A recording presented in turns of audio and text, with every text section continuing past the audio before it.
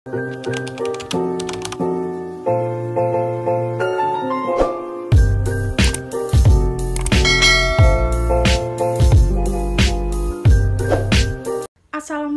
warahmatullahi wabarakatuh. Perkenalkan, nama saya Eka Devana dari Prodi Akuntansi Universitas Teknokrat Indonesia. Di video kali ini saya akan membahas materi mengenai konsolidasi pada anak perusahaan yang dimiliki penuh. Konsolidasi pada anak perusahaan yang dimiliki penuh merupakan proses laporan keuangan dari perusahaan induk dan anak-anak perusahaan yang dimiliki penuh dalam konsolidasi tersebut. Saldo akun dari perusahaan-perusahaan terpisah akan diambil dari pembukuan terpisah induk, dari pembukuan terpisah induk perusahaan dan anak perusahaan, kemudian dimasukkan ke dalam kertas kerja konsolidasi, yaitu ayat jurnal eliminasi hanya muncul di kertas kerja konsolidasi dan dipengaruhi pembukuan masing-masing.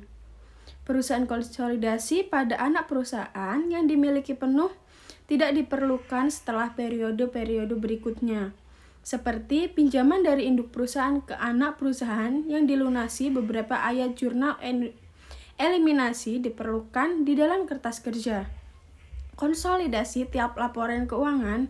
Konsolidasi ini disusun untuk beberapa periode, seperti induk perusahaan jual tanah ke anak perusahaan dengan harga lebih tinggi, yaitu berjuta-juta dari biaya perolehan tanah tersebut. Ayat jurnal kertas kerja diperlukan untuk mengurangi saldo tanah sebesar juta tiap kali neraca konsolidasi disusun selama anak perusahaan masih memiliki tanah tersebut. Konsolidasi pada anak perusahaan yang dimiliki penuh memiliki beberapa karakteristik, yaitu yang mengatur prosesnya seperti yang pertama, kertas kerja konsolidasi. Kertas kerja konsolidasi itu merupakan mekanisme yang diisi untuk menghubungkan akun-akun dari perusahaan yang terpisah. Kertas kerja konsolidasi ini digunakan untuk menyesuaikan saldo gabungan menjadi angka yang dipaparkan seakan-akan semua perusahaan akan dikonsolidasikan. Tersebut adalah perusahaan tunggal kedua, yaitu ayat jurnal eliminasi. Ayat jurnal eliminasi ini hanya muncul di kertas kerja konsolidasi dan tidak mempengaruhi pembukuan. Perusahaan-perusahaan terpisah, ayat jurnal eliminasi yang digunakan untuk menyesuaikan total saldo akun perusahaan yang dikonsolidasikan. Ketiga, format kertas kerja. Kertas kerja konsolidasi mempunyai format yang terdiri dari 4 kolom. Nama akun yaitu data kerja percobaan ayat jurnal eliminasi konsolidasi data rencana, dan nama akun percobaan memiliki 2 kolom induk, dan anak sementara ayat jurnal eliminasi memiliki 2 kolom. 2 kolom yaitu debit dan kredit. Keempat karakteristik ayat jurnal eliminasi.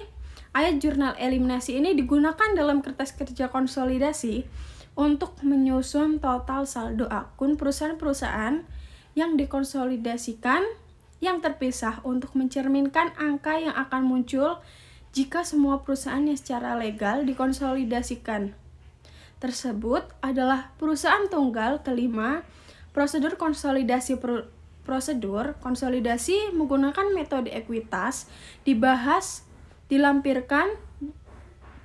Metode yang digunakan induk perusahaan untuk mencatat investasi di anak perusahaan laporan keuangan konsolidasi yang dihasilkan tetap sama karena investasi. Sekian penjelasan dari saya akhiri. Wassalamualaikum warahmatullahi wabarakatuh.